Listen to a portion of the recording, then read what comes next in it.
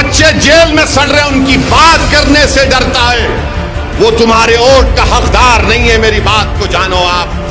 158 हुबली के बच्चे जेल में उस मनूस यूएपीए के कानून में। इंशाअल्लाह ताला हम उन बच्चों की रिहाई के लिए लड़ेंगे।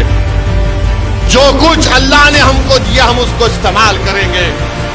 उनको घर लाएंगे ताकि वो हुबली को आकर अपने घर में अपनी औलाद से, अपनी बीवी बच्चों से मिल सके और एक नॉर्मल जिंदगी को गुजार सके। हमारे 150 बच्चे जेल में हैं पिछले 14 महीने से। क्या कोई कांग्रेस का लीडर बात कर रहा है इन बच्चों के लिए? 14 महीने से हुबली के बच्चे जेल में हैं। मैं देखा हूं उस खानदान की एक हमारी बहन मुझसे अपनी बेटी के साथ आकर मिली। 8 साल की 6 या 7 साल की बच्ची थी। हमारी बहन ने रोते हुए कहा कि ओवैसी साहब 14 महीने हो गए मेरी बेटी को उसके अब्बा को देखे हुए, अब बताओ कैसी जिंदगी गुजार रही होंगी मैं। क्यों नहीं कांग्रेस बात करती इसके ऊपर? यूएपीए का कानून कांग्रेस ने लगवाया। अनलॉफुल एक्टिविटीज प्रिवेंशन का कानून अमित शाह 2019 में लाए थे।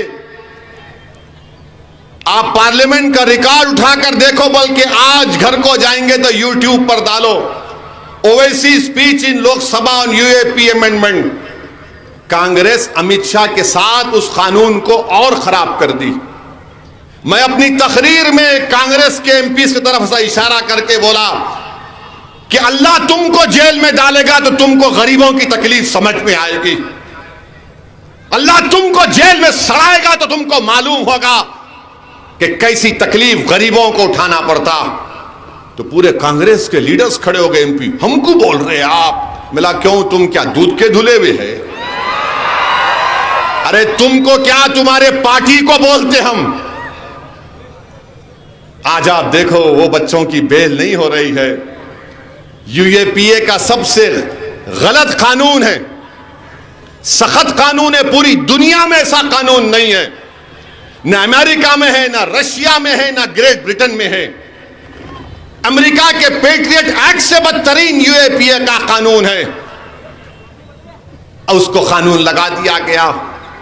मेरे भाई, हम बात कर रहे हैं उन लोगों के लिए। मैंने हमारी उस बहन से वादा किया और हमारे बुजुर्ग यहां पर पीछे बैठे हैं। मैंने उनके सामने सुप्रीम कोर्ट के एक वकील से भी बात की। इंशाअल्लाह ताला हम उन बच्चों की रिहाई के लिए लड़ेंगे। जो कुछ अल्लाह ने हमको दिया हम उसको इस्तेमाल करेंगे। उनको घर लाएंगे ताकि वो हुबली को आकर अपने घर में अपनी औलाद से, अपनी बीवी बच्चों से मिल सके और एक नॉर्मल जिंदगी को गुजार सके। ये कांग्रेस के एमएलए उस वक्त भी एक लफ्ज नहीं बोला। बताओ आप क्यों वोट देंगे उसको? आपका तो अखलाकी फरीजा यह है कि आप कांग्रेस को वोट ना दें। जो बच्चे जेल में सड़ रहे हैं उनकी बात करने से डरता है, वो तुम्हारे वोट का हकदार नहीं है। मेरी बात को जानो आप। 158 हुबली के बच्चे जेल में उस मनूस यूएपीए के कानून में। डीके शिव कुमार क्यों नहीं बात करते इन बच्चों के बारे में? डीके शिव कुमार बात करो ना इन बच्चों के बारे में। सोनिया गांधी आज हुबली में है, राहुल गांधी हुबली में है। अरे बात करो, मस्जिद को शहीद कर दिया, दरगाह को तोड़ दिए। हुबली में 150 बच्चे हैं, मगर शेतकर के लिए तायीद करने सोनिया गांधी आती है जो आरएसएस से निकला और आज भी आरएसएस में है। और गुनाहगार मैं हूं क्योंकि मैं तुम्हारी बात करता हूं, मैं तुम्हारे हक के लिए लड़ता हूं। अरे जब तक जिंदा रहूंगा लड़ूंगा। गोलियां मेरी आवाज को खत्म नहीं कर सकेगी। तुम उस पैगाम को लेकर आगे बढ़ोगे। यह आपका सेक्युलरिज्म है।